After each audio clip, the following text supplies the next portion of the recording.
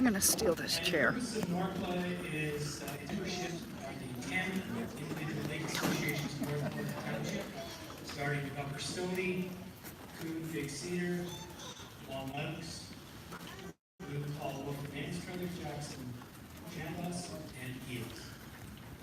And we share information amongst the associations. We had our annual Lake Stewards meeting this morning here, and the Lake Association gave a report of all the activities they're doing on their lakes stewardship, and we were able to share common projects and concerns, and it helps. An example of one of the things NORCLA did, Big Cedar has been dealing with Eurasian milfoil since 2011, and they have a partnership with Sabre University of Weevils and Mats. It's been costing $20,000 a year, that project. And this year, David Cooper, president of the Chandos Lake Properties Association, asked me who the contacts were at Big Cedar, because Chandos has the Eurasian milfoil issue. And we connected them. And now Chandos is working with Eric Sager, and volume discounts has brought the cost down to $15,000. So things like that. And then in June every year, NORCLA puts on an educational event. We have a series of 3 speakers typically, and educate on lake health. And lake health is typically septic health and shoreline health. And we've been doing that now for the last 5 years or more, and they seem to be very, very well received. And we've been very fortunate having the support of North Florida councilors and the mayor. They come to our events and educate locally. And, so that's a little bit of what NORCLA does. So today we're here to listen to our candidates for the upcoming election on October 22nd. And O'Shea, who could have been defending his sailing trophy today on Chandos Lake, chose to come here and participate. And thank you for that. We thank all the candidates. But I'm taking away from our moderator, Charlie Coffey, who's going to take over now and run the afternoon. Charlie.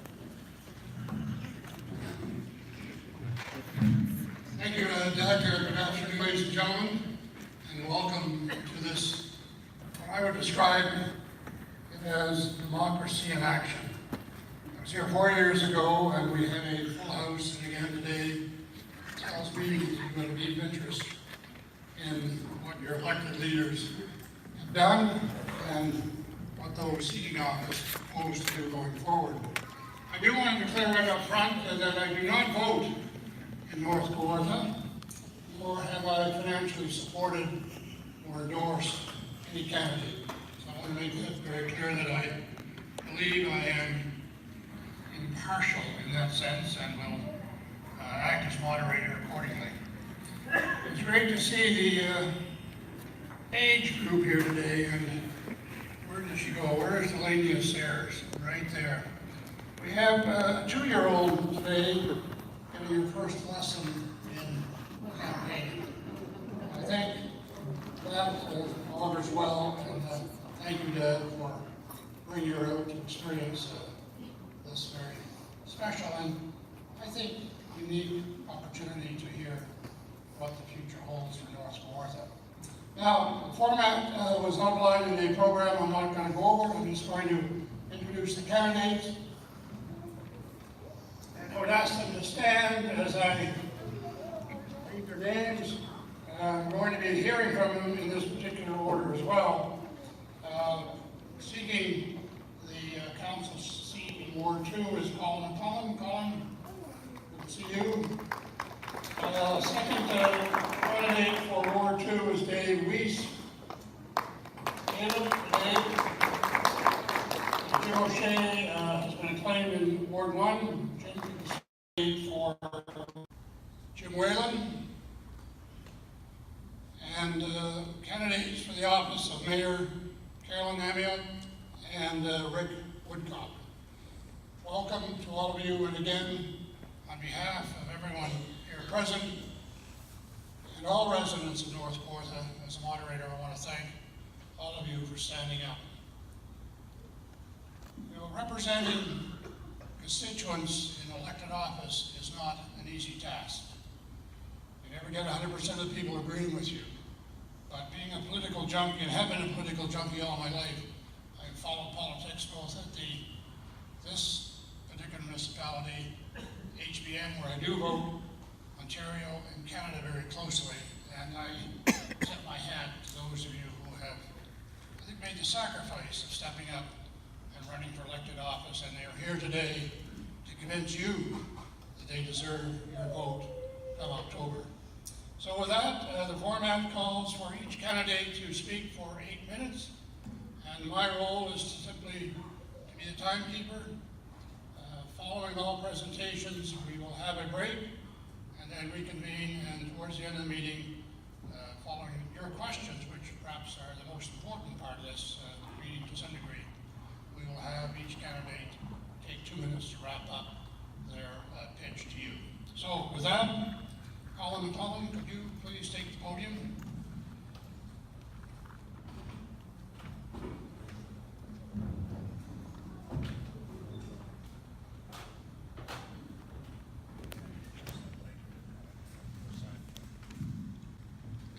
Hello everyone. Charlie, the lovely do all again to a transparent manner and develop a housing strategy.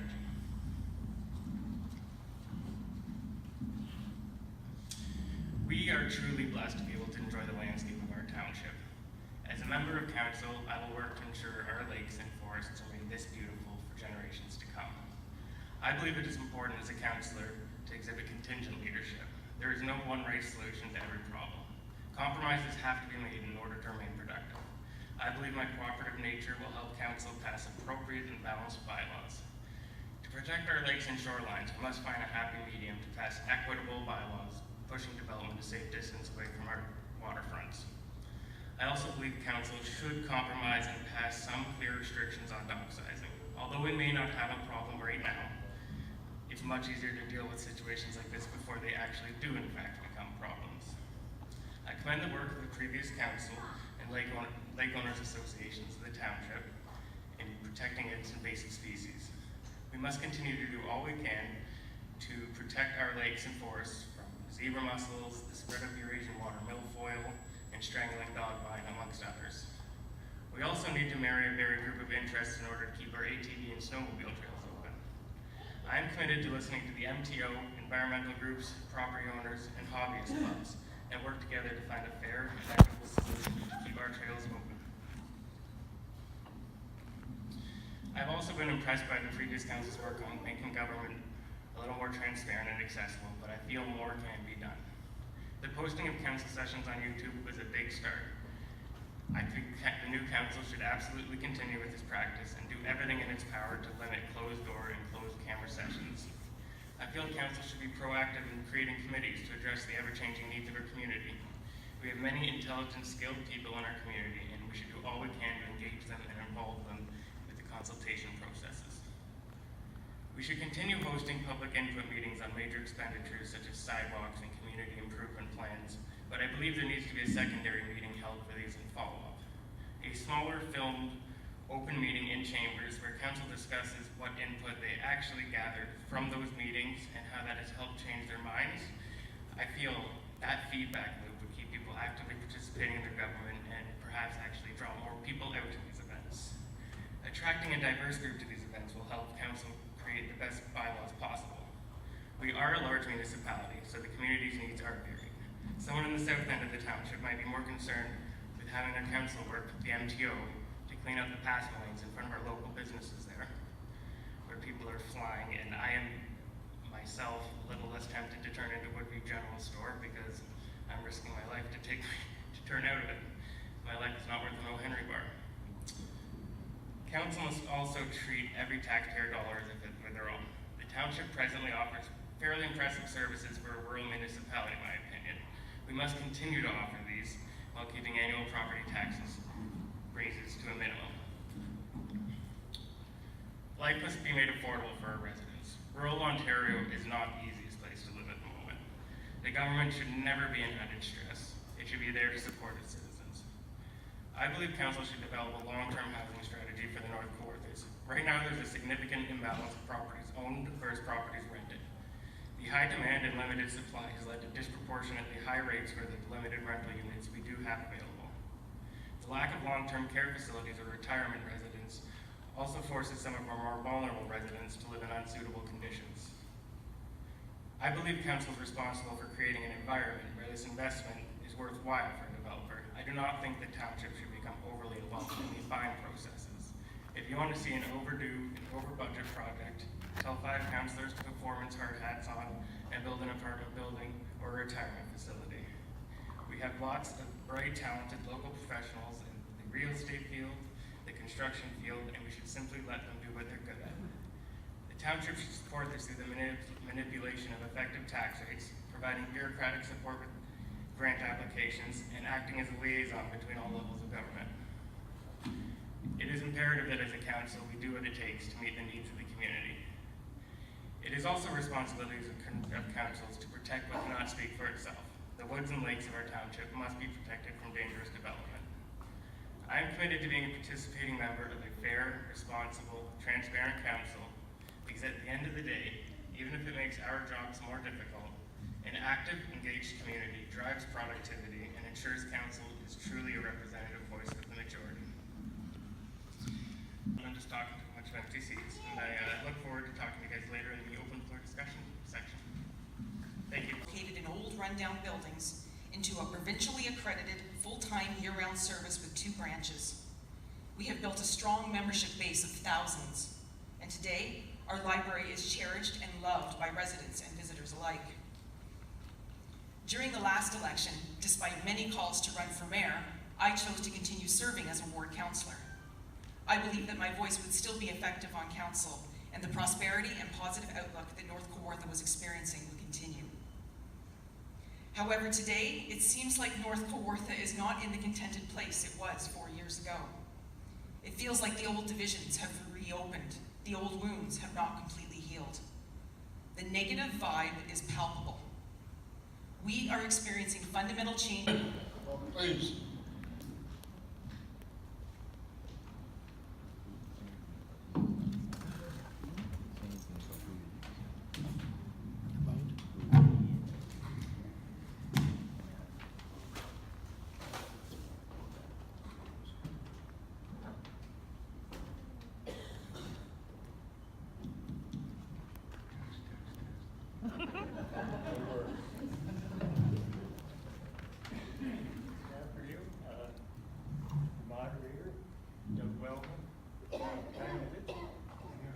Can't hear him. Fellow candidates, and ladies and gentlemen, I'm glad you could make it out this afternoon. It's been a hard act to follow, but I'll try my darndest. For those of you who don't know anything about me, I'll try to enlighten you a little bit, and those that do, just bear with me. I was born and raised in Shandos Township, and went to school here in Absent, grade 9, 10. I went off to Lakefield, finished my high school there. After graduation, I went over to the Dynamo uranium mine, spent 3 years in the assay lab there. But I've been all over Canada. After I left there, I spent a year and a half in the Yukon, just an ordinary working man. That's what I am. I'm not flamboyant, nor do I make a whole bunch of promises. But I do pledge to work with you people, for you people, and with whoever should be elected to council at the same time. My wife and I had 4 kids, all girls but 2. But we decided later on, or early on I should say, that we would educate them locally. So our girls went to school, our boys too, here in the village, went to Lakefield High School, and then they graduated from Trent University. The boys, they went off to Sir Sanford Fleming and got a degree in computers and outboard mechanics, stuff like that. We thought that by doing small community thing would be beneficial, and I think in the long run it has. They've all gone on to be gainfully employed, which I'm quite proud of. A few other little things I wouldn't mind enlightening with you people. I previously spent 9 years on Township Council. One term as councillor, 2 as reeve. One of those was by acclamation. I'm not going to stand up here and tell you today what all I'm going to do. I don't know what the issues might be, what they will be, but I promise to give everything a good, good listening to, and make an independent decision on whatever should come up. When I was on Township Council, I spent time on all committees: fire, library, recreation, waste management, you name it, I was there. Spent 2 years previously on that. County Council too. It gained a wealth of information, and then again you learn how to listen to people, learn what the issues are, and then make your decisions. I have a few things that I'm kind of proud of. When I was on the council before, we have a new community center in Woodview that I didn't see it through to completion, but initially I was instrumental in getting the start there. Quarry Bay Beach is another one. We worked with the developer down there. We got our 10% land in lieu of dollars at that time. And then again, the council had come after me, finished it, and I'm proud of that. We also, in closing, I did get the name of Big Cedar recognized as a hamlet and on the map. So you've got a map of Ontario, it's there now. So that's it, ladies and gentlemen. I'm not long on speeches or anything like that, but I'd like to come across to you people as an honest man, and I look forward to your support on the 22nd of October. Thank you very much.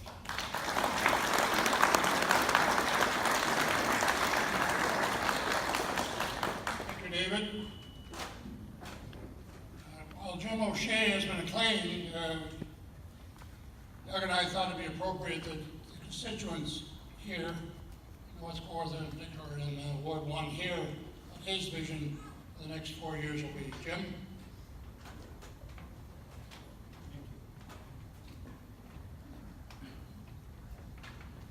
And with those shorter speeches, I'm up here a lot more quickly than I thought I'd be.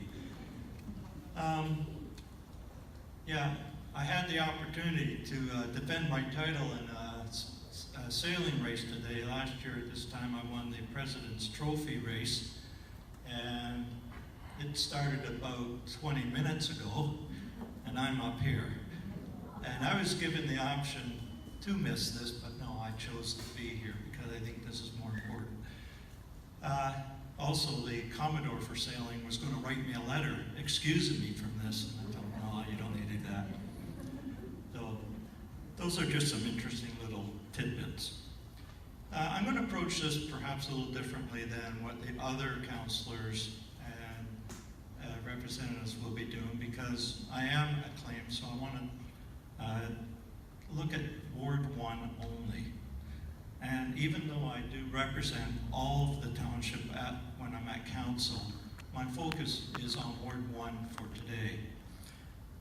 A comment that I occasionally hear is that our council did nothing. And I totally disagree with that. We did a lot. We didn't have $25 million to spend. We weren't in just after a big recession yet, where the government just let the money flow. But we had more limited resources, and I feel we did extremely well with those limited resources. However, I must say that $25 million built the place we're in now, and I use it constantly. So I'm so appreciative of what did happen. Anyway, much has been done, and I wish to review what has occurred in Ward 1, as well as identifying next steps throughout my presentation. I wish to note too that pretty near all of the actions that have been taken have occurred because of a phone call that I got at home or an email. So people calling have had an effect, and I want you to know that. To begin with, to begin the overview, and in no particular order, Glen Alda Community Center has been completely updated, which includes a new playground, an improved outdoor eating shelter, along with new tables supplied by, no, they were part of the grant, and concrete pathways to the shelter to make it easier for wheelchair people to be able to get into the shelter. Previously, they had to go over a lawn, it was rough, not easy to get to. The federal government provided the funding for that, and they provided it to the municipality, but the Glen Alda community seniors had to apply for that grant. So, big job done, we didn't pay for it. Very much like what the government did earlier. Next step, a grant right now is being applied for the construction of a parking lot at Glen Alda Community Center. And what this will do is it'll give access to the back door for wheelchair people. Right now, the only way to get there is to run around the back up a pathway, a fair distance, and the other way would be to build a ramp, and that would be expensive and rather unsightly for the front end of the Glen Alda Community Center. So that's the next step for Glen Alda. Now, a big one that's occurred has been the Chandos Beach redevelopment. Now, it is completely reconstructed with the removal of diseased trees. I asked about that one, why were they taken down?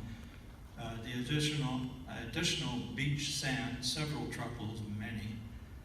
And it's just about the only thing that ended up getting paid for by the municipality. The jobs were done by our staff, so there is a cost there, but it's not a cost that is in addition to what we'd be paying in our taxpayer role. In addition to that, the parking lot was redesigned, rebuilt, and repositioned. I found out that all of the rock that went below the area where people are parking on was donated to the township. A huge cost saved there, just through a donation. I haven't got a clue where the rock came from. Next step, I'm looking forward to the construction of sun shelters and hopefully a few new trees. In addition, the boat launch facility at the Deer River is budgeted for 2019, and hopefully we see a better boat launch facility where in the spring, if you arrive there, you don't need to dig your car out of the ruts because it can get quite muddy. We've had speed limit changes throughout the township, and in Ward 1, we've had two major ones. Bomber Road, the result of a person giving a call, and also an accident that occurred that precipitated the call. That was changed from 60 to 50 kilometers an hour. And at Glen Alda, the speed limit is being reduced from 80 to 60 kilometers an hour, just prior to Glen Alda Community Center, right through to the hamlet of Glen Alda. That was the result of a phone call as well. So your phone calls are being respected and acted on. Another one is keep LDSS, Lakefield District Secondary School, open. It was not totally, but significantly a Ward 1 action. And my thanks goes to Mary Brown, I don't know if she's here today, Lisa Mace, Brad Kohler, I know his mom's here, and Rick Woodcock, and other parents who assisted in this endeavor. My role was a little different. One, I worked with the parents and committees, but the other part is I did the research and I prepared presentations for the mayor to give and the deputy mayors of Selwyn and Dummer-Durrell, and they appreciated that. That was my skill background doing that, especially on the computer side. A special note, and this was quite surprising.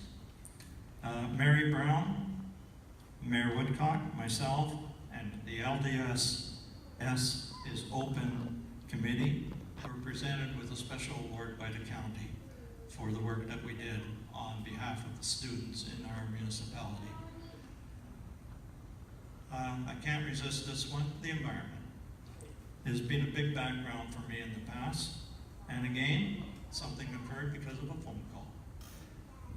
There was a problem with turtles being in danger up at the Highway 504 and 46 area, and there's now, the Watch for Turtle signs are now in place. Now, hopefully that will at least enable people to think about it before they try to run over a turtle.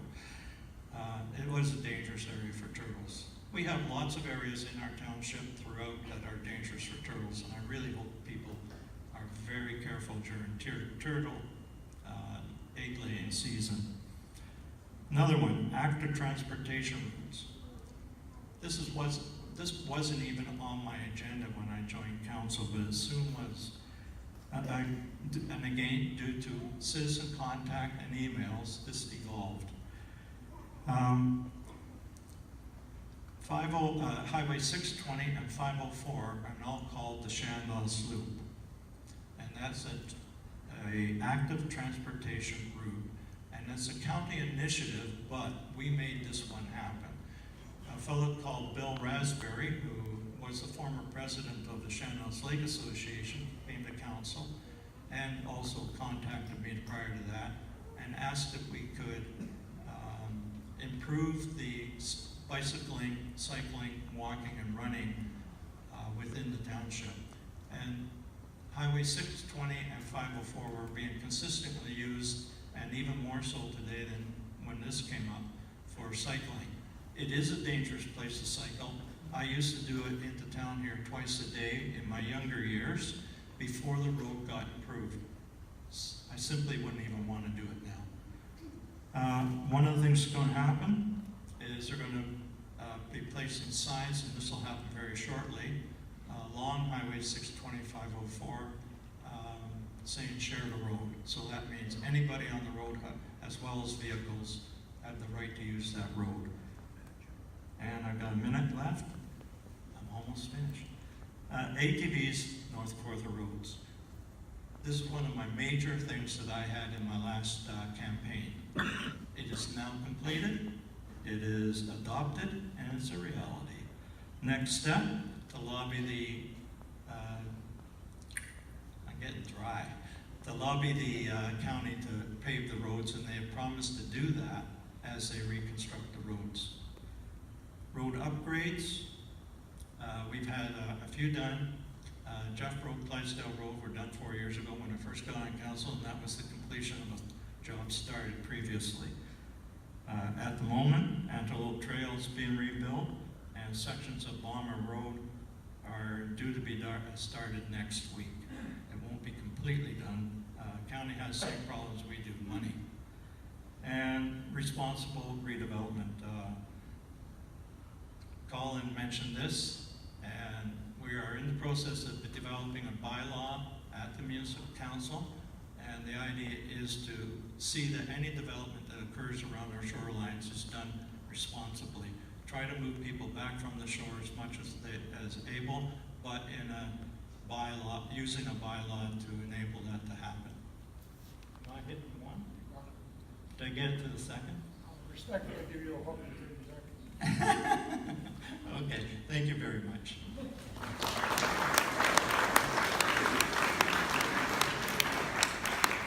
Enthusiasm carried over into the time. We have two candidates for councillor at large, Roman Missick, who will invite to the podium, followed by Kim Powell. Roman?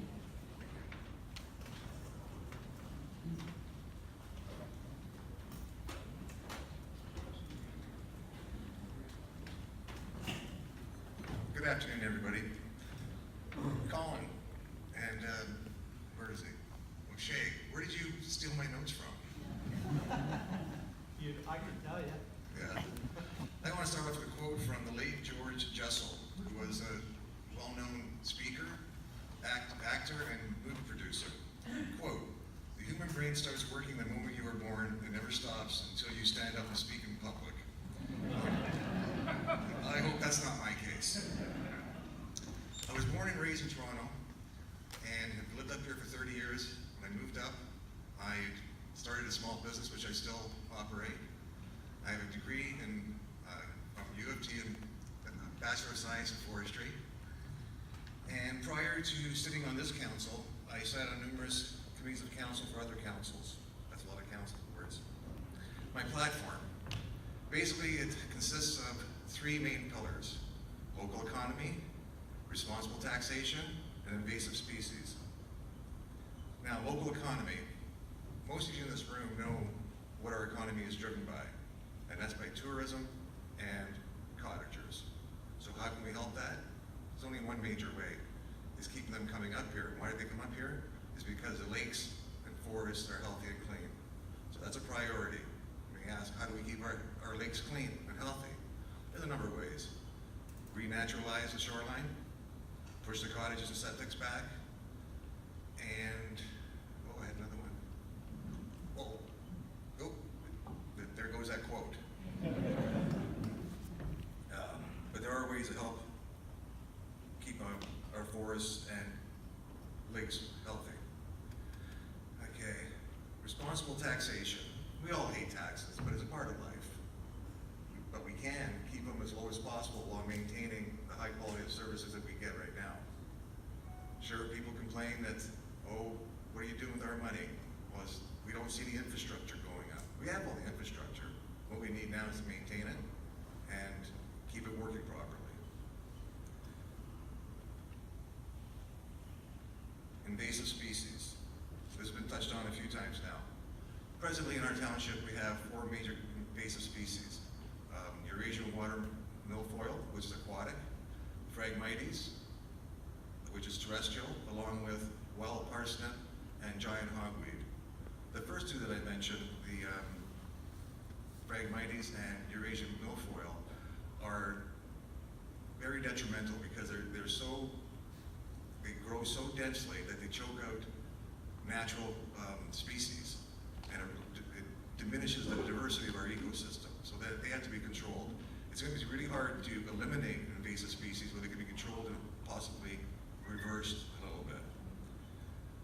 Now, the giant hogweed and the wild parsnip, both are toxic to people. If you touch them, you can get sap on your arm or leg, and go into the sunlight, you develop huge blisters. They're painful, they're large, and they last a long time. So council has to come up with a strategy to help eliminate or reduce the occurrence of them. There's a few other things I want to touch on that I believe in and support. Council should continue, this council and the next one should continue to develop our asset management plan so that we are ready to repair our infrastructure when needed. We should continue to support community care and the food bank in Apsley because there are less fortunate people than us out there that we don't see. We should continue assisting seniors groups and the Lions Club. We should continue the video recording of council meetings, which can be viewed on YouTube and possibly improve upon them. And like Colin mentioned, I think we should lobby the MTO into making safer conditions on Highway 28, especially in front of Woodview General Store and the Big Cedar General Store, because it's like a racetrack there. I've been there, and the people just fly by long straight stretches. I'm not suggesting that the MTO make it reduce zone down to 60, but there are things they can do, such as signage saying caution while passing, and also a double yellow line starting 100 meters in front of the stores and going to 100 meters after the stores. In closing, I want to thank everybody who supported me the last time in this election. I had a great time being a councillor. If you supported me, thank you. If you didn't, I hope I convinced you to vote for me this time, and I'm looking forward to another term in council. Thank you.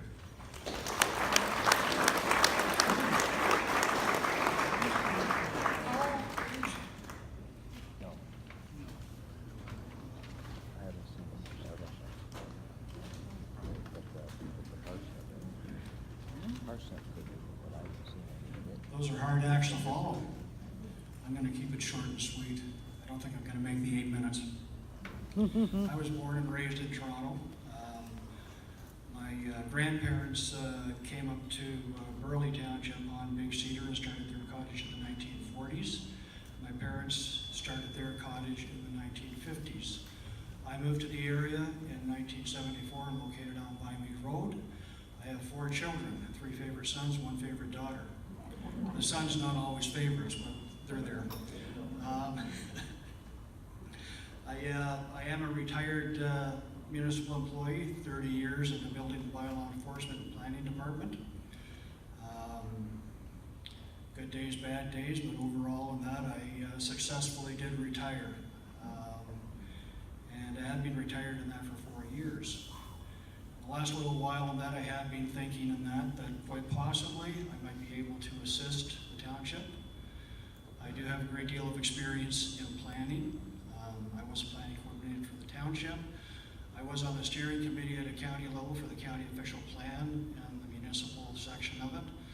I did develop and help develop in that bylaw 6696 for the former Burley Anstruther and for basically the revised bylaw that reflected both Chandos and Burley Anstruther as a township of North Kawartha. Current bylaws are not broken. They might be bent a little bit in that, but they can be repaired without a lot of problems. I do see some issues, infrastructure, and it was touched on in that we do have it, but now we have to maintain it. The buildings that have gone up in that, what has been developed in that under infrastructure grants and that, is starting to age. And even though it may only be 5, 6, 7, 8 years old, in some cases, the municipal office and that, you're looking at 12 years, it is time to start spending money on it. For those who have walked by or driven by the municipal office, it needs a new roof. The shingles are failing. I hope that is scheduled for this year, because it was mentioned in that last year by myself.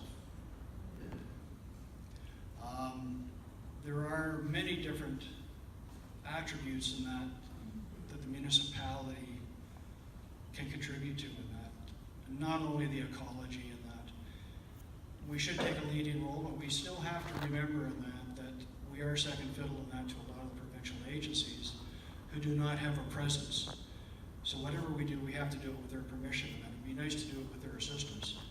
But we really haven't had too much assistance in that since 1996, when all of the departments in that at provincial level and that were downsized, and the municipality lost financial aid as well as personnel assistance through planning, water qualities, Minister of Transportation. The assistance that we used to get was unbelievable. And starting in 1996, the municipal costs increased substantially because we, in fact, became responsible for many items in that were once upon a time provincial responsibilities. And then, of course, around 2000, now we had the downloading of provincial highways to a county level. And that again, increased the standards that the county had to provide. We were given, I believe the county was given around $17 million for all of the highways that were transferred. And that is only a small portion of what the highways used to spend on those same sections of road every year. So the county got shortchanged. And the county gets shortchanged, the townships get shortchanged, because the county runs on our tax dollars. There is going to be a lot of responsibility in the future because of the new government as well. There are discussions that grant money will cease to exist or is going to be severely curtailed. So if in fact it is, our township is going to have to come up with additional funding just to maintain what we have, let alone improving the infrastructure or even maintaining the infrastructure. It was touched on in that several roads have been done. I know the Jeff Road Clydesdale section of that was initiated in 2014 and completed under the current council. That was infrastructure money as well. Clydesdale Road, for the most part, in that hasn't been touched. Just that short section that connects to Jeff and that from County Road 620. And that, I think any person who's running for office and has posted signs, and based on the number of signs, that's everybody. I think you will have to agree in that the municipal roads are terrible. I get off a municipal road onto a cottage road, and I thank you very much, cottagers, in that, because my car thanks you, because it rides a hell of a lot better on the cottage roads than that, because they're in better shape than municipal roads. And that shouldn't happen. We have to have a minimum standard. I can appreciate the fact that some areas may require improvement. Antelope Trail and that is getting a great makeover. I'm not going to condemn it. I'm not going to say it's a great idea. I do know that when I retired 4 years ago, Antelope Trail was not the worst road. Certainly not the worst road now. But we have so many other roads in that could have used a small fraction of that money for repairs, even grading. My own road, Vinemead Side Road in that, the sides of the road have not been graded in 3 years in that. So basically the road itself in that is a trough for any water. It does not run off. Sits on the road deteriorates that much faster. We get somebody around every month in that with coal mix to try and fix the potholes. That's been going on for years. We've gone from a maintenance aspect on that road, as well as many others, to a total reconstruction requirement now. Where's that money going to come from? Do we have it in reserves? Are we going to, provide additional taxation to do it? We cannot stop now. We have to keep going. There is going to be a cost. And if infrastructure money is not available, it's going to be up to the municipality to come up with ideas and that to rectify the problems. There are many things that have to be done, and I think I can assist in that based on my experience, my knowledge, and I do have a few ideas in that. I have recognized the fact that periodically council in that does have some issues with planning and that. I know they're very hesitant. They were for a number of years. The last meeting was pretty good. They turned a couple of things down. Thank you. Thank you. I'm doing a lot better than I thought because I thought I'd be out of here by now and that and give somebody else the opportunity to make a fool of himself. But in ending in that, I think I can assist the municipality in that as an elected official if you wish to vote me in. I do have experience. I usually don't waffle on things, and I have no intention of waffling on anything now. Thank you very much.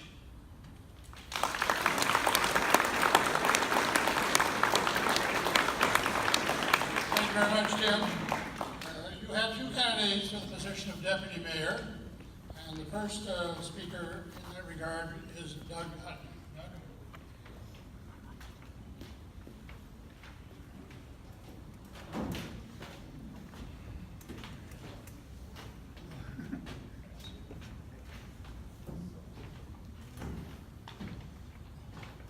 I'm going to give you 5 seconds just to stand up if you want to, just to stretch your legs, because I know when you sit in these chairs for a while, you're really getting up.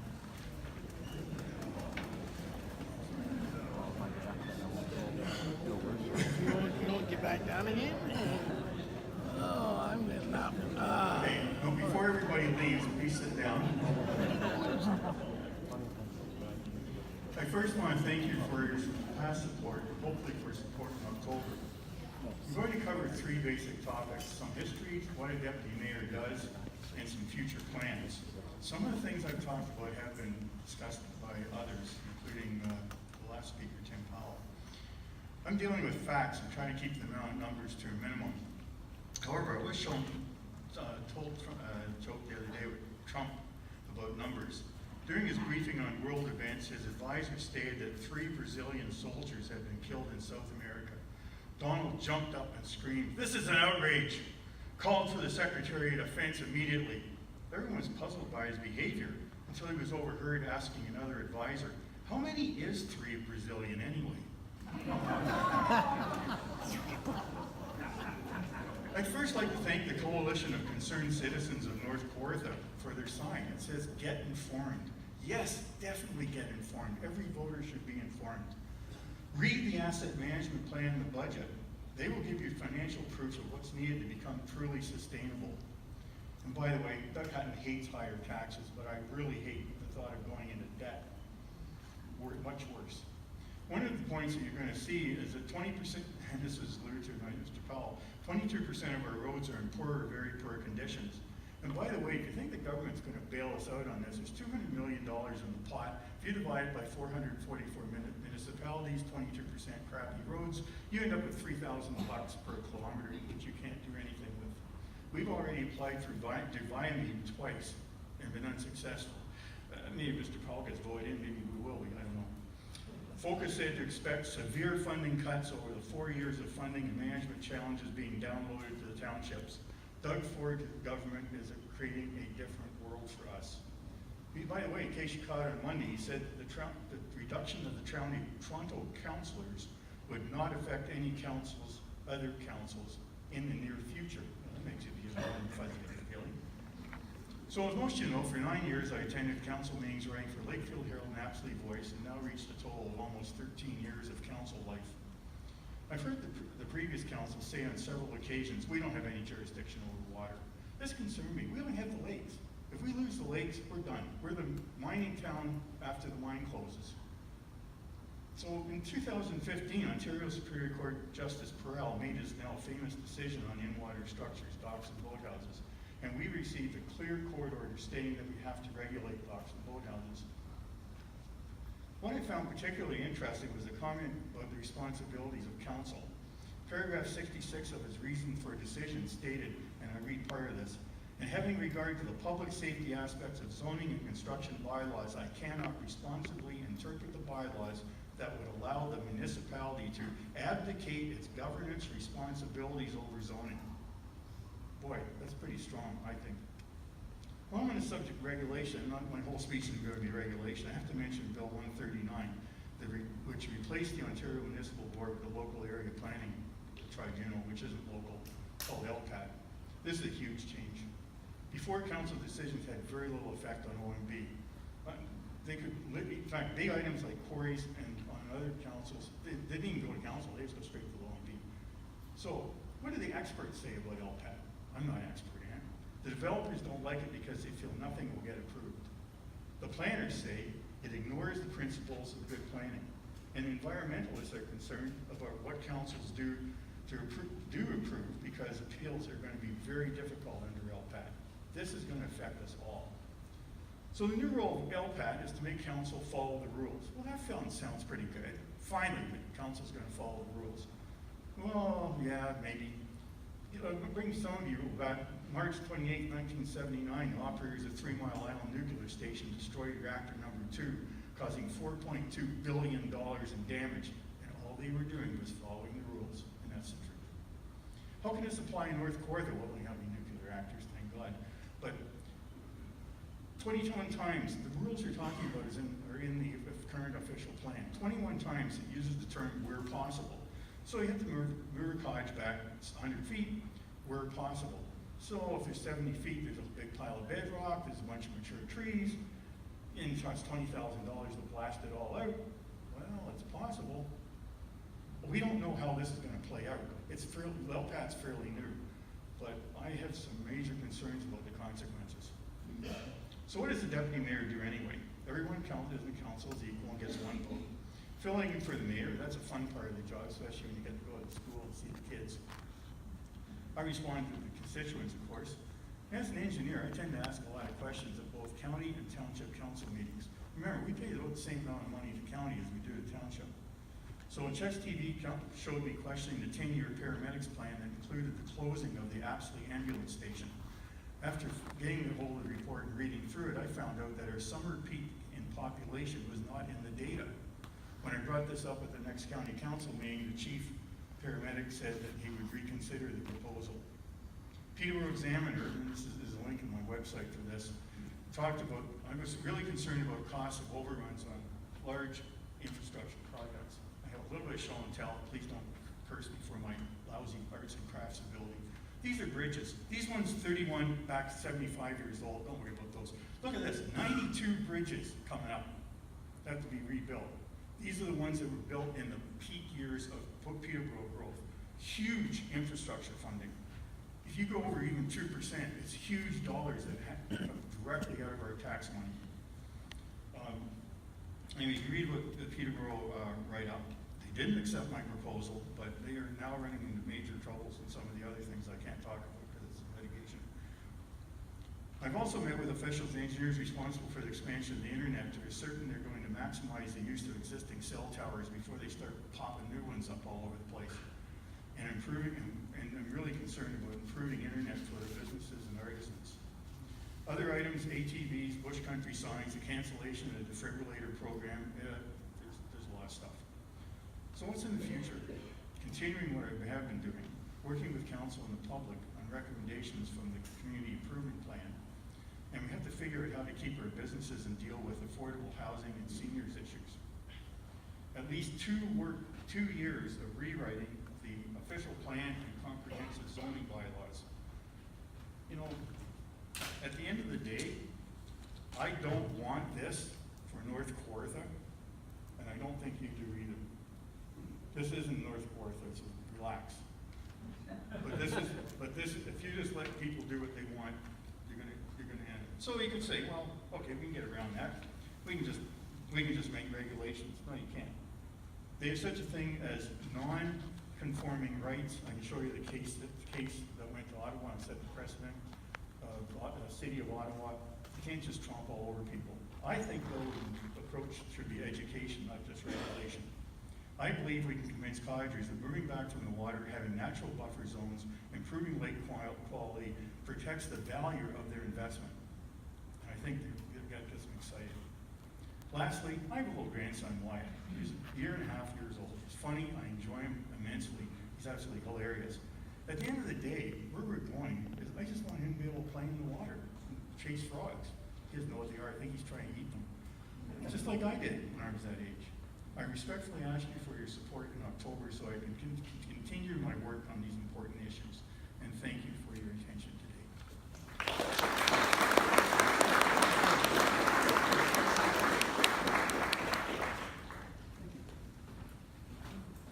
Thank you, Doug.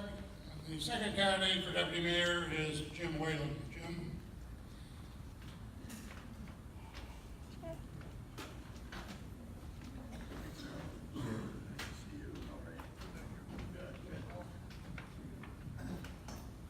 Hi everybody, it's been a while since I've been up here, but sure nice to be back.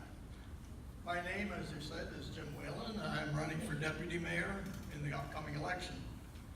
During my term as deputy reeve for 3 years and reeve mayor for 11 years, I had the honor and pleasure to work with a great council and staff, and together we made a tremendously successful team. During that time, even though Jim O'Shea says the government just threw money at us, our team worked very hard for you to transform North Kawartha from a township plagued by old buildings and infrastructure into a vibrant new community. Here are some of the things we accomplished. If you look around, of course, you can see all the new buildings. Every major municipal building was updated or rebuilt. Our council purchased 20 acres around the medical center, giving us the space necessary that we could compete for the northern ambulance space. We won that competition, and the county built the building and paid for it that you know as the ambulance building today. And if they try to take it away, Doug, they're gonna have a hell of a fight if I'm elected. Our council purchased the 10 acres Boyer Garage on Highway 28. It now houses the fire department and the OPP. Our fleet of vehicles for planning, parks and rec, roads and fire are all newer, and we have ATVs, snowmobiles, and trailers for search and rescue, all purchased and donated during our time in office. Are you aware that the gas station property across from the Legion was purchased by our council to enable future development that we have planned?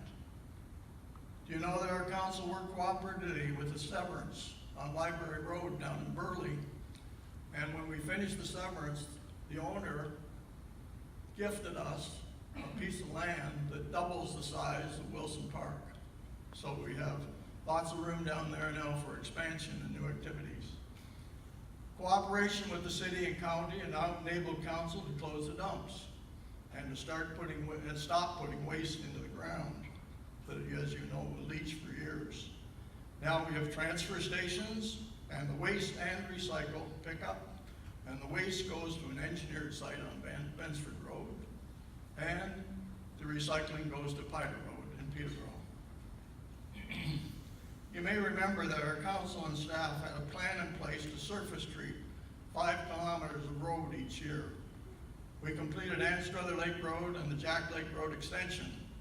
The plan was apparently scrapped by the current council. Our council also had the $1.9 million approved for the Clydesdale Jeff Road restructure and paving that was completed in 2015. As these examples show, our team of council and staff work cooperatively with all members of provincial, federal governments, as well as the County of Peterborough and other townships. The result of this approach was the formation of partnerships that has allowed us to save millions of dollars by sharing and receiving millions of dollars in grants. As chair of the broadband committee at the County of Peterborough, we received grants of $110 million to expand high-speed internet for all of eastern Ontario. The bell fiber is up and down all our roads. But however, nothing has happened under the current council. We have to finish this project by going into all the lakes. And to do that, we have to get back working with our partners. It took hours of work and cooperation between private citizens, the County of Peterborough staff, as well as township staff to write the official plan and then the bylaws that protect the environment, but also protect your property rights. The current council has raised taxes over 28% in the last 4 years. What's happened since then? Where's all that money being spent? Why do I point these out?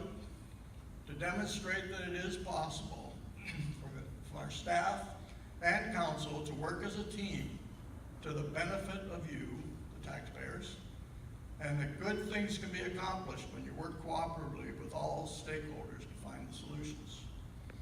In my 14 years in office, I've never made a promise. I can't say that, I made one. I said I will do my best for the good of the whole township. Promises are very easy to make, but they're very difficult to keep because each member of council only has one vote, and I would not presume to speak for all the members of council by making a promise that I can't guarantee. Going forward, we are faced with getting our programs back on track, like the road surfacing and our economic development committee. Let's find out where our money's going and channel it into meaningful projects as we have in the past. The reason it is so important to have experienced council members handling the official plan and bylaws changes shows up in the current council's handling of the simple dock bylaw. North Kawartha has 8 pages of rules and regulation.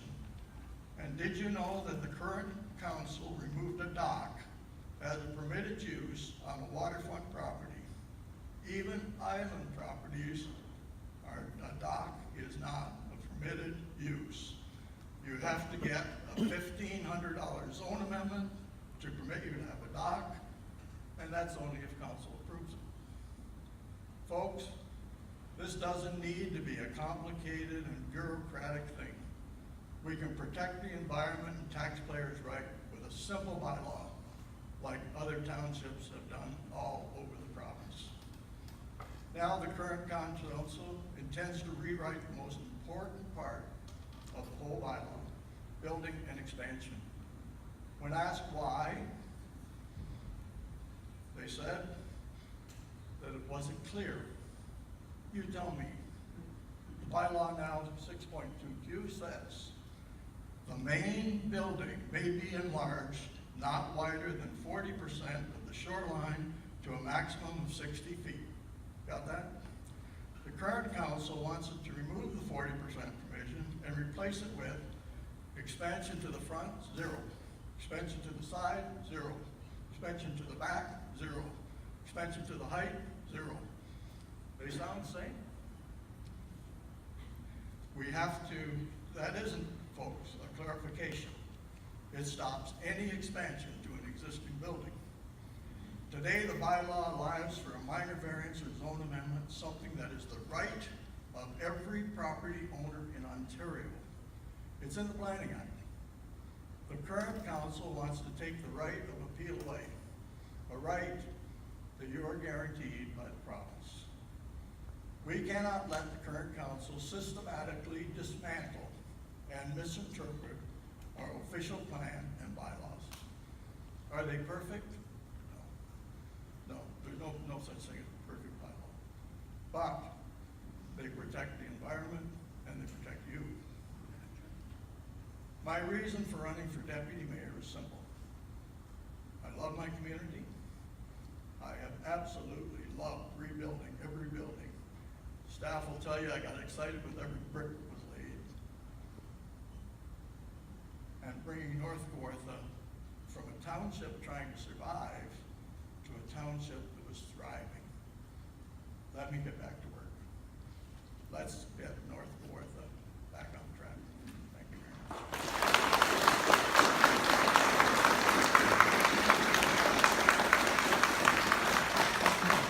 Thank you, Jim. And finally, you have two candidates for mayor. And the first I'm going to invite to the podium is Ms. Carolyn Amiot. Carolyn?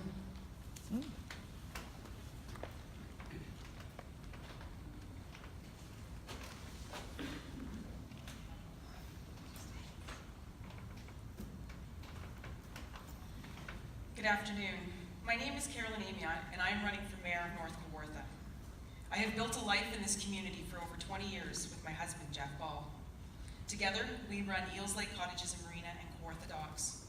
We have two daughters that were born and raised here and currently attend Apsley School. In 2003, you elected me as your Burley Anstruther Ward representative. Back then, our community was divided on many issues, as I'm sure some of you may recall. As a small business owner, I decided that rather than complaining about the challenges we were facing, I would get involved and put my energy into finding solutions. Within a decade of hard work and cooperation by council, many of those divisions were bridged and a strong, united community was built. North Kawartha experienced the joys and successes that come to all united communities. During this time, I too achieved many successes on council. One of my proudest accomplishments is our library.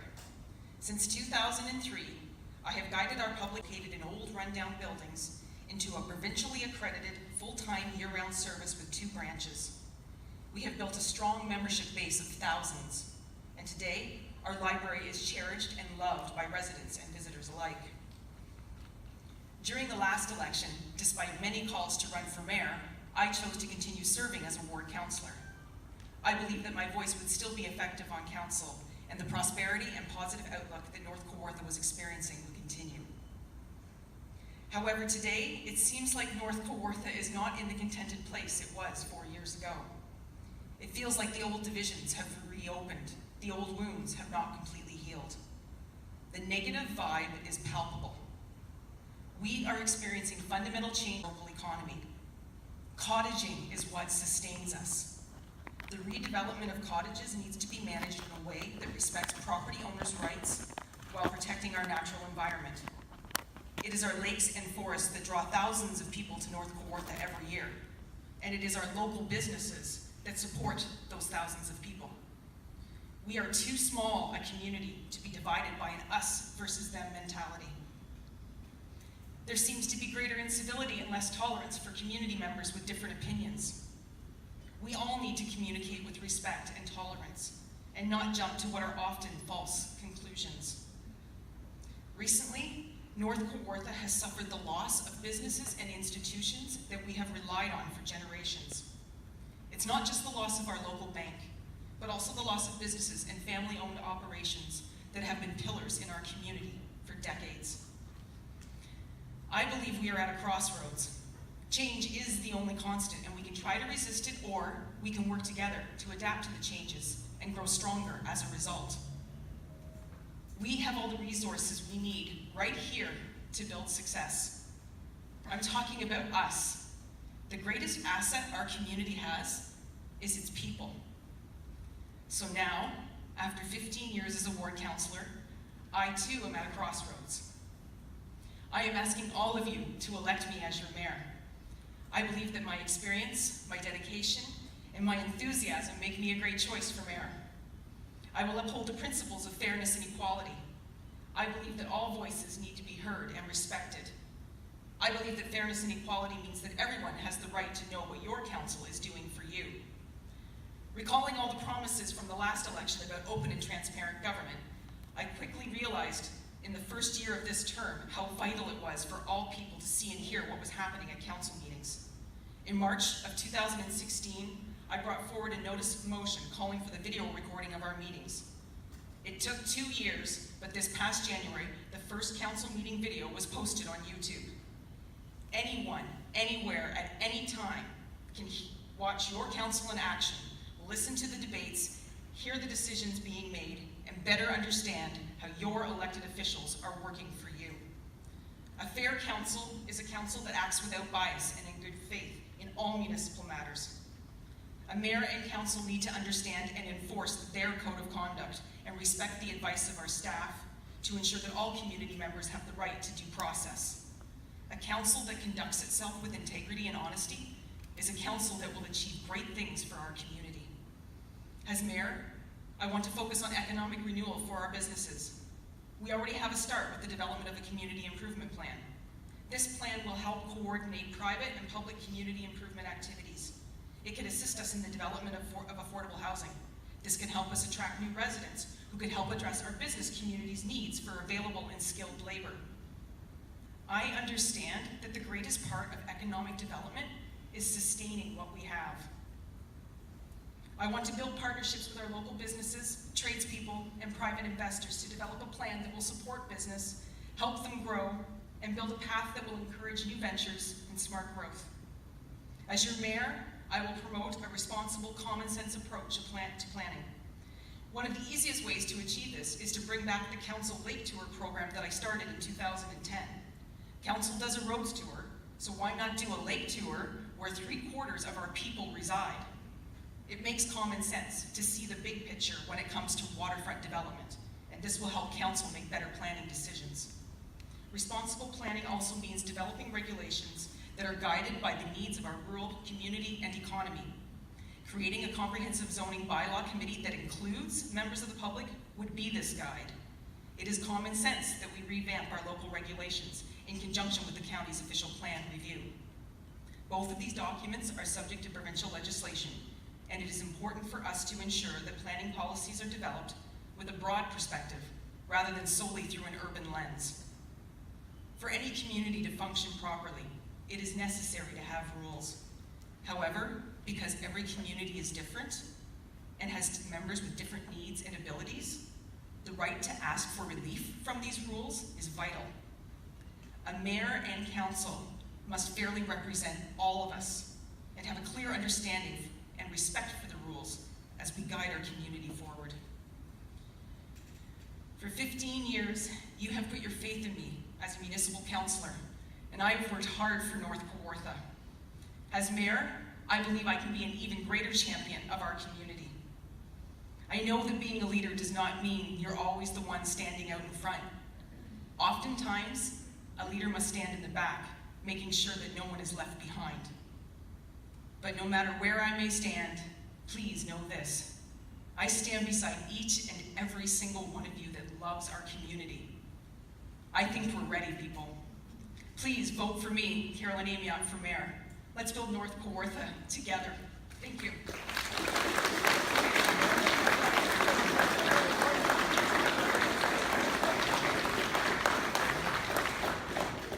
Carolyn promised me 7.5 on the way up, and she delivered with 1 second to spare. The final candidate to speak is the second candidate for mayor, Rick Woodcock. Rick?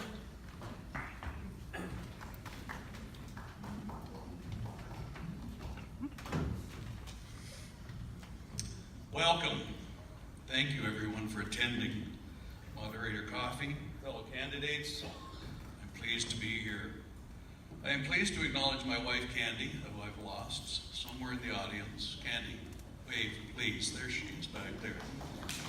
One who is a tremendous supporter of mine in this endeavor, while at the same time, 5 years ago, I felt that there were 4 key priorities to ensure that this community was to be a great place for families, retirees, and businesses. So what I would like to do with my opportunity to speak to you today is talk about what we have accomplished over the last 4 years and what I will do with your support for the next 4 years.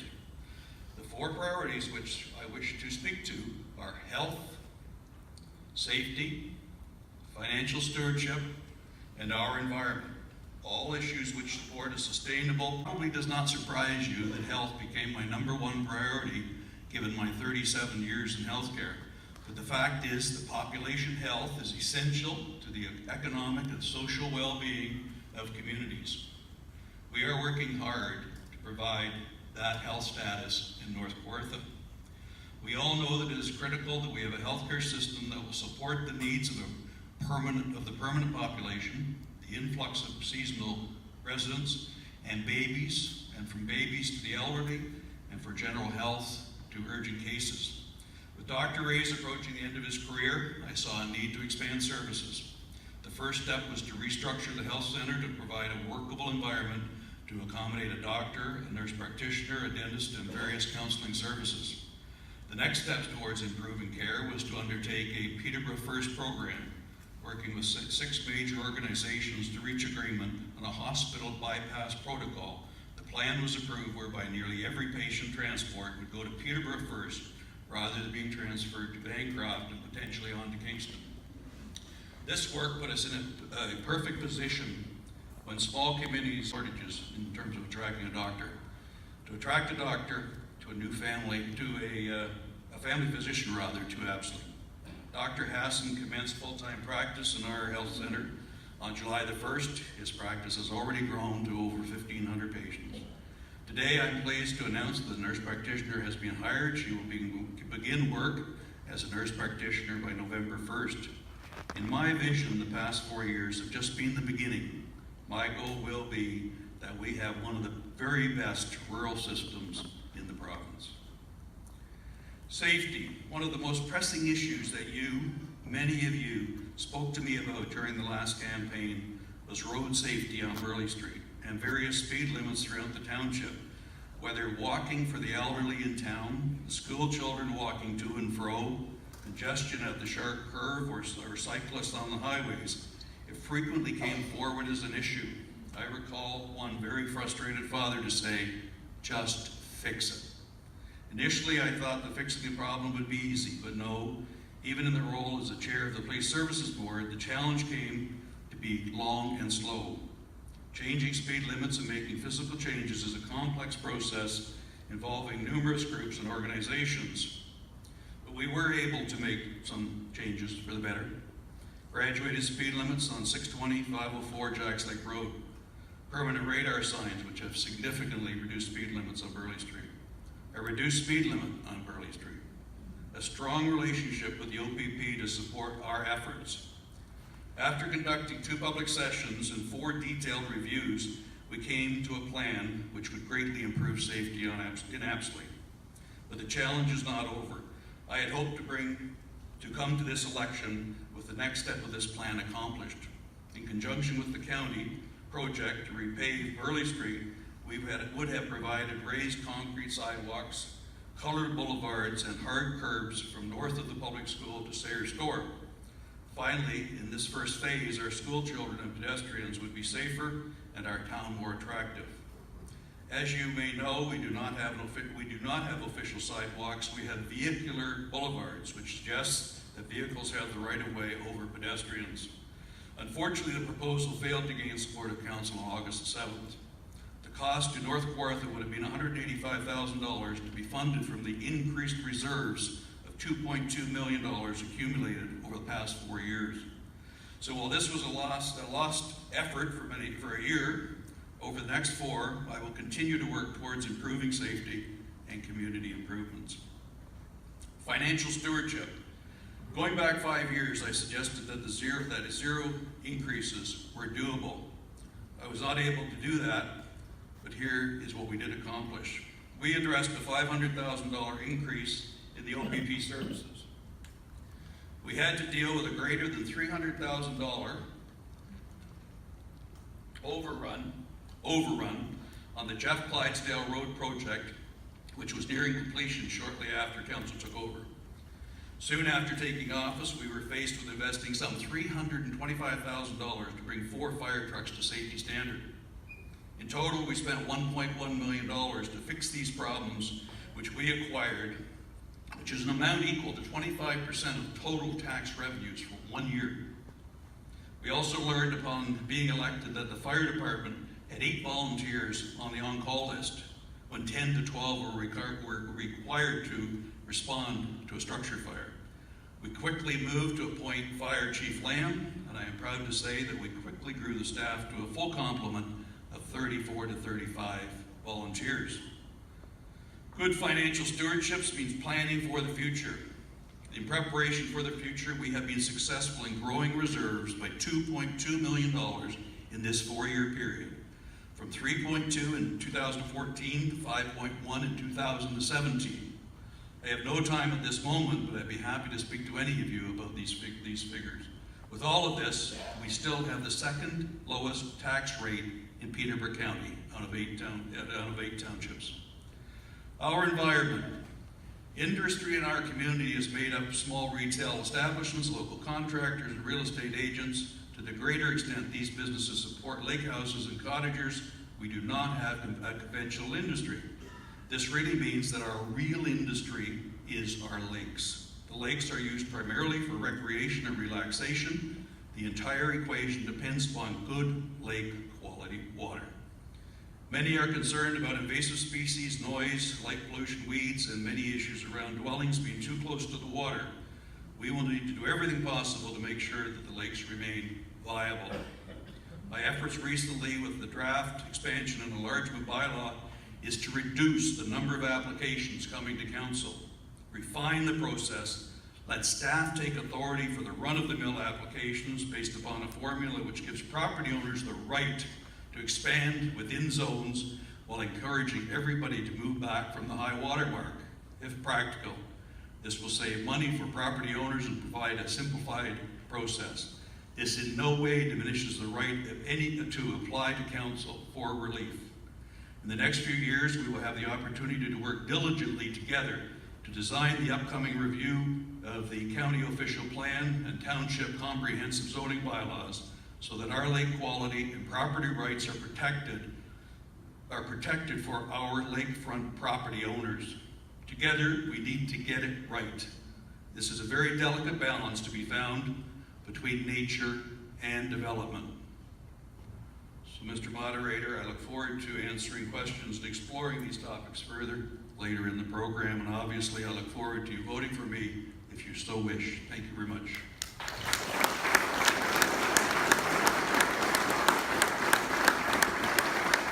In keeping with the 8-minute theme, I'm going to suggest you take an 8-minute break. We will be starting sharp at the 8-minute mark with the candidates joining me here on stage to hear your questions. We have a vested interest, I may have used that word in the election. I do. I don't vote in this municipality, but I have been on Jack's Lake. My family has been for 20 years. And I served on the board of the JLA, the Jack's Lake Cottage Association, for 11 years. And I was the president for 4 years until I stepped down a year ago. And by working with the JLA fellow board members with both North Kawartha and HBM Council taught me one thing. And that is your elected representatives must make choices.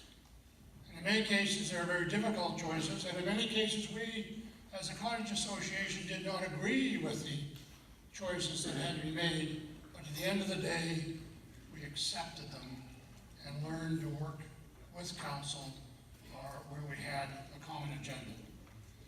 My second comment would be my deep personal concern about the polarization of politics at every level that is creeping into Canada, mainly from south of the border. A little bit from Europe, but the scope creep of polarization into this great country and province and municipalities is of concern to me, being a lifelong political junkie. Doug Hutton made somewhat of a joke about President Trump. I will tell you that I'm a big fan of CNN. And they're too, okay, I'm gonna watch something. And at our cottage, our grandchildren, Avery 7 and Quinn 5, sometimes after dinner hear me scream out. And they'll run to Gamma and say, Gamma, I think Papa needs another martini. Because Donald Trump just said something stupid and set him off. But anyway, perhaps a classic example of the polarization. So is in their own way, their level of concern and dedication to make North Kawartha a better place. As some of you may know, I retired as a senior Royal Bank executive over 11 years ago, and within minutes of the Royal Bank, my bank's decision to close the only bank in town, when that decision was made, or at least the announcement was made, people, concerned citizens in Elmsley, were on my case about getting the bank to reverse that decision. And that showed me caring for the community, and I said to those asking me for help, at the bank now they're saying Charlie who, so I won't help you, but in any event, it showed me the deep level of concern that exists by your elected officials and concerned citizens on whatever side of the agenda. Okay, so the only process item I have is this. When you come to the microphone, there are two microphones, one there, you can shut up your seat. I would like within 5 seconds of you assuming the position of the podium to hear a question. If you have an editorial comment or a preamble, I would respect a few seconds of that. But if it's a long one, send me an email at charles.comrogers.com, or I am on Twitter at Kingsborough1, and I'll live tweet your questions from the podium. Fair enough? Now, so I have a couple of, one question that has been sent to me as a write-in, which I'll deal with shortly, and I'm going to start off with a question that I have been also asked to talk to, and perhaps the two candidates for mayor can deal with this very, very briefly. Brief questions and brief answers. It has been said that the role of mayor is to represent the average North Kawarthan. Would you, Carolyn and Rick, and I digress for a moment, I did not ask the permission of the candidates or you, the audience, to refer to them by their first name. I apologize for that, but having dug that little hole, I'm going to continue to do so. So, Carolyn, first, 30 seconds or left. How do you describe the average North Kawarthan? And then to you, Rick. How do you define the average North Kawarthan? Hello? No. In 30 seconds. Hello? Is it working? Yes. Okay. In 30 seconds. I don't think any of us are just average. Oh, you can't hear it? Alex, you got a solution here to our sound problem? Can I just talk real loud? Does that work?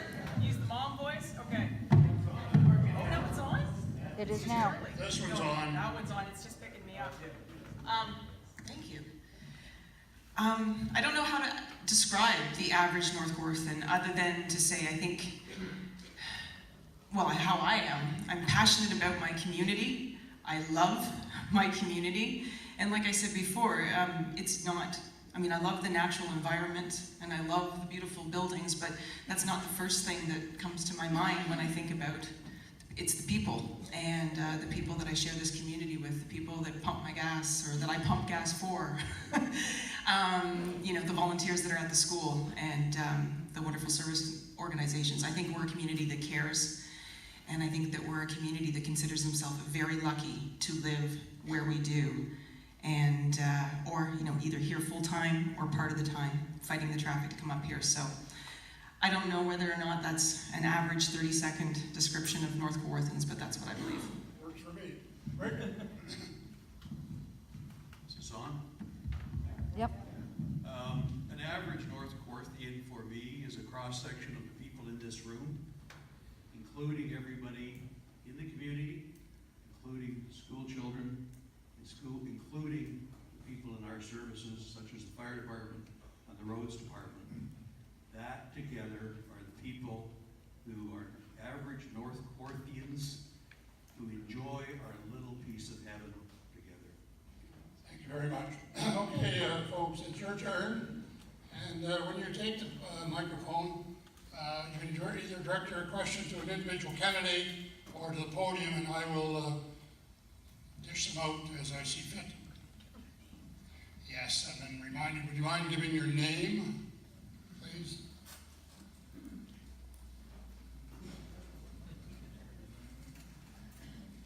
Yes, sir.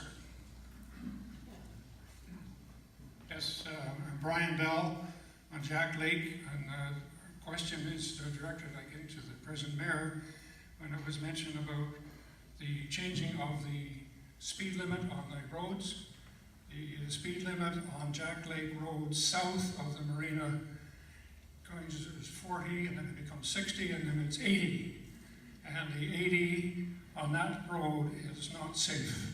There are runners, there are bicyclers, and we tried riding along that road on cruise control at 60, and there were a couple of corners there where I had to apply the brake.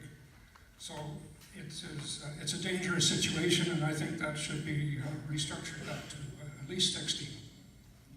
So your request is that the speed limit on that section of road be dropped to 60. ASAP, Brian, is that it? Thank you. Mayor Woodcock. Brian, I totally agree with you. It's been an issue that's been talked about as recently as last weekend. I totally support the request. I did support the request through the Police Services Board originally we put in a graduated speed limit because the speed limit used to go from 40 through that narrow piece and then up to 80. The default speed on rural roads, if it's not posted, is 80.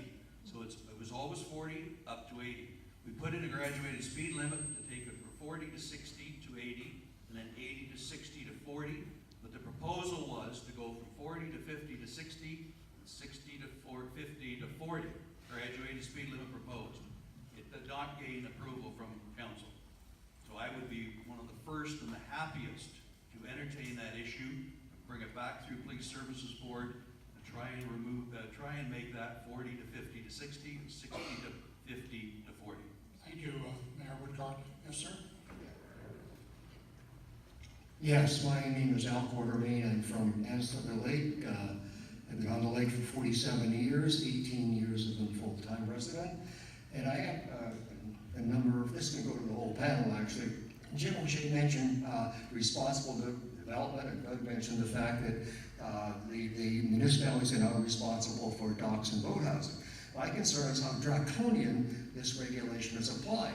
I get an old dock. It looks like I'm going to have to pay $1,500 plus in order to just get the permits before I even start building it, which I think is absolutely ridiculous. I don't understand how that happened. And also, I'm concerned about how much money has been spent by the municipality fighting reasonable demands that people might have, requests, I should say, to want to improve their own property. So I leave that out to people because I'm really concerned about that because I might have some addition to the improvements to my property. And of course, I'm concerned about my old dock. So I'd appreciate comments from anybody on the panel. Thank you. So all your questions, I understand, is property rights versus the regulatory bureaucracy dealing with docks. Jim, go ahead, you grab the, Jim Howell has a mic.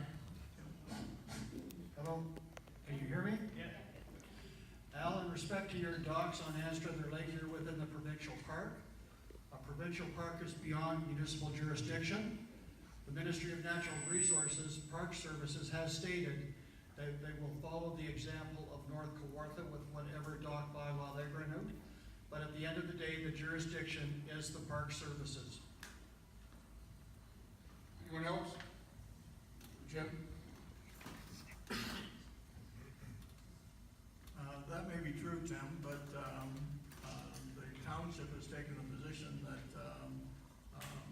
the new dock bylaw applies to everybody. And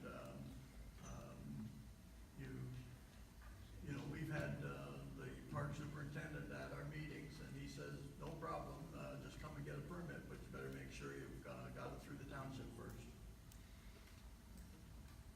Fine. Rick, did you want to add something to that quickly? I will add that the docks at the moment are not under our control.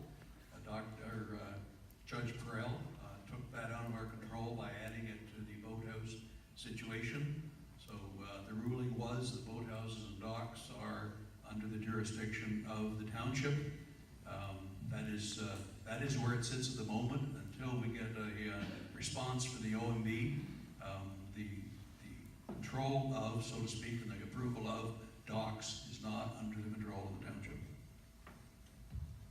Carolyn? Then we'll move on to the next speaker. Well, first, okay, it works, okay. I have abstained from any and all discussion with respect to docks because I'm married to a dock builder. However, it is an important issue and it's currently before the OMB. There are 6 appeals against it. So, the other thing that was asked was about property owners' rights. And I just want to say, and I think I said it in my opening statement as well, is that property owners' rights need to be respected. So many of our cottages were built via water access, 50, 60, 70 years ago. And we didn't have the rules then that we do now. And I believe that it's important that a resident has a right to ask for relief from the rules. And I think that, I want to push development back, certainly the septics, but at the same time, sometimes pushing somebody back further has a greater environmental impact than allowing them to build where their building currently is with a modest expansion. So, to be fair though, every application is different, and the process must be the same. It must be fair, it must be objective and reasonable, and the decisions made based on sound planning rationale, and that's what guides me every time. Thank you, Carolyn.